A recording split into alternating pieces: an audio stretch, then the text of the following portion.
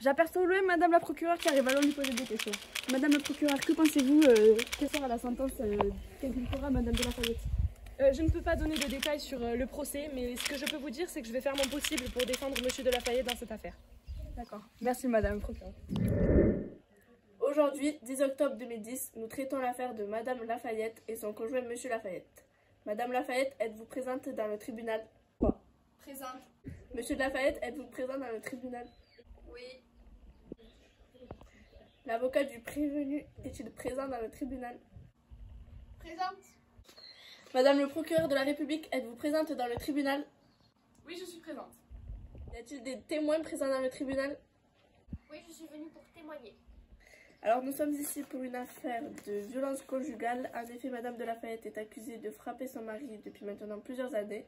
Dans un premier temps, nous allons écouter la victime raconter sa version des faits et ensuite l'accusé. Bonjour, je suis Baptiste de Lafayette, j'ai 43 ans. Je suis mariée depuis plus de 10 ans avec Éléonore de Lafayette. Nous avons 2 enfants de 4 et 5 ans. Nous sommes domiciliés 2 rue de la Courtoisie à Monaco. Je suis ici aujourd'hui pour témoigner des violences que je vis au quotidien. Tout a commencé il y a 6 mois lors d'un quiproquo avec ma conjointe. Celui-ci a provoqué en elle une fureur incontrôlable. D'accord, pouvez-vous nous renseigner à quand date la première violence exercée par votre femme? La première fois qu'elle a levé la main sur moi, c'était le 7 janvier. Je m'en souviens comme si c'était hier. Tout ça pour une histoire de jalousie envers une collègue de travail.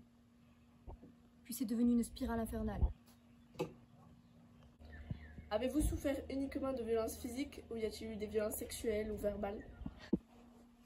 Principalement de la violence physique. Elle me frappait pour tout et pour rien. C'était devenu récurrent. J'étais terrorisée à l'idée qu'elle fasse la même chose avec les enfants. Une véritable descente aux enfers. Avez-vous demandé de l'aide à votre entourage, à votre famille, des amis ou des collègues de travail? Au début, à personne. Elle me faisait chanter, marceler et j'enchaînais les arrêts de travail. Puis un jour, la voisine de palier m'a surpris en train de me faire agresser par ma femme. La porte n'était pas bien fermée et je hurlais de douleur. C'est là que j'ai décidé de me réveiller de cet enfer et d'agir notamment en allant porter plainte. Merci pour ces quelques précisions. Je vais donc donner la parole à l'accusé et si j'ai besoin de nouvelles précisions, je vous redonnerai la parole juste après.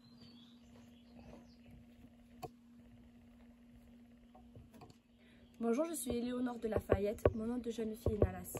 J'ai 41 ans, je suis mariée depuis plus de 10 ans à Baptiste de Lafayette. Nous avons ensemble 2 enfants de 4 et 5 ans. Nous sommes domiciliés à 2 rue de la Courtoisie à Monaco. Donc Madame de Lafayette, vous êtes aujourd'hui accusée de violence conjugale envers votre mari. Est-ce que vous niez les faits exprimés à l'encontre de votre personne? En effet, j'ai mes torts, mais toutes les accusations faites par Baptiste de Lafayette ne sont pas toutes justifiées. Quelles sont ces actions injustifiées selon vous? J'ai vécu certains actes de mon mari comme des provocations. Ce soir-là, je n'étais pas moi-même, j'ai agi sous l'emprise de la colère. Selon Baptiste de Lafayette, il n'y a pas eu qu'un seul soir et cela dure depuis des années. Qu'avez-vous à dire pour votre défense? J'admets mes actes pour la soirée du 7 janvier, mais pour les autres soirs, tout est fait. Merci beaucoup pour ces informations supplémentaires. Est-ce que le témoin présent dans le tribunal peut-il venir raconter ce qu'il a vu ou entendu?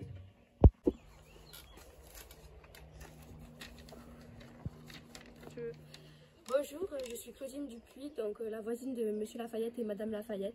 Je suis ici pour témoigner de choses dont j'ai été témoin. Je suis encore sous le choc étant donné que c'est une mère exemplaire, voisine charmante, attentionnée, une femme normale, qui ne ferait pas de mal à une mouche. Elle m'aide à descendre mes courses très souvent, dire qu'on avait passé le dernier nouvel an ensemble. Une femme comme tout le monde et personne ne s'y attendait. Un soir, en descendant les poubelles, j'ai entendu des voix, des personnes crier. Il me semble que c'était vers février, mi-février plutôt. J'ai donc par curiosité et inquiétude observé la scène et j'ai pu voir Madame Lafayette lever la main sur Monsieur Lafayette. Je suis donc rentrée chez moi sous le choc et stressée. Quelques jours plus tard, je me suis rendue à la demeure des Lafayette. J'ai demandé à avoir une discussion avec Monsieur Lafayette pour en discuter. Mais celui-ci ne faisait que pleurer et avait du mal à s'exprimer. J'ai donc vu Madame Lafayette lever la main sur Monsieur Lafayette le 14 février 2010. Nous allons maintenant écouter l'avocat de Madame de la Fayette qui va plaider la défense de l'accusé. Bonjour Madame la juge. Aujourd'hui, étant l'avocate de Madame de la Fayette, je peux vous assurer qu'il y a des circonstances atténuantes envers elle.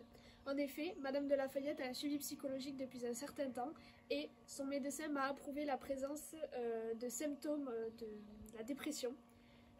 Madame de la Fayette est sous le choc, elle n'arrive plus à gérer ses sentiments et c'est pour cela que je demande une expertise psychologique pour rentrer dans le dossier du procès. De plus, Madame de la Fayette ne reconnaît qu'un seul tort, la soirée du 7 janvier 2010. En effet, elle valide avoir frappé son mari, mais je ne suis pas d'accord sur les autres faits. Elle n'a frappé qu'une seule fois, elle n'était pas sous son contrôle, elle n'était pas dans son emprise, et c'est pour cela que je redemande encore une fois une expertise psychologique, et je veux qu'elle soit faite. Aujourd'hui, nous plaidons coupables avec une peine d'emprisonnement de 1 an avec sursis et 5 000 € d'amende. Merci Madame la juge. Nous allons maintenant écouter la procureure qui va défendre la partie civile. Bonjour Madame la juge, bonjour Madame l'avocate. Aujourd'hui, je plaide pour Monsieur de la Fayette, mais je plaide avant tout pour la partie civile. En effet, un contrat de mariage comme celui de Monsieur et de Madame de la Fayette, et comme dans tous les couples, il est bien stipulé que le couple se doit un respect mutuel, de l'homme à la femme et de la femme à l'homme. Un respect à double sens qui marque les limites précises de l'humanité et de l'estime que confère un tel contrat et un tel acte qu'est le mariage. Un acte aussi abject que celui de Madame de la Fayette envers son mari doit être puni de la sanction maximale. Je réclame donc une sanction à la hauteur de l'arrêt de travail de 5 jours qu'a subi Monsieur de la Fayette et également pour compenser ces années durant lesquelles il a dû subir les coups de sa femme, même si je pense que les sanctions que je vais demander ne pourront jamais remplacer ces années de peur et de souffrance. Je demande 3 ans d'emprisonnement et 45 000 € d'amende pour les dommages physiques causés. Et cette sanction est largement justifiée, car en plus des douleurs physiques que M. de la Fayette a endurées, il y a également des douleurs psychologiques. M. de la Fayette a en effet subi encore aujourd'hui les conséquences d'un tel acte, traumatisé parce que ses enfants étaient présents lors de certaines disputes qui ont fini en coups et blessures. C'est pourquoi j'espère que mes sanctions seront prises au sérieux et que le témoignage de M. de la Fayette également.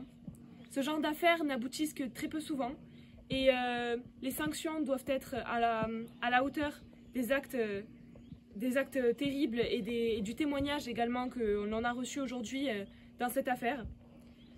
J'espère vraiment que cette affaire va aboutir et pour la civilité commune. Quand tu veux. Après délibération, le tribunal condamne l'accusé à 2 ans d'emprisonnement avec sursis et 40 000 € d'amende. Merci à tous, la séance est donc terminée.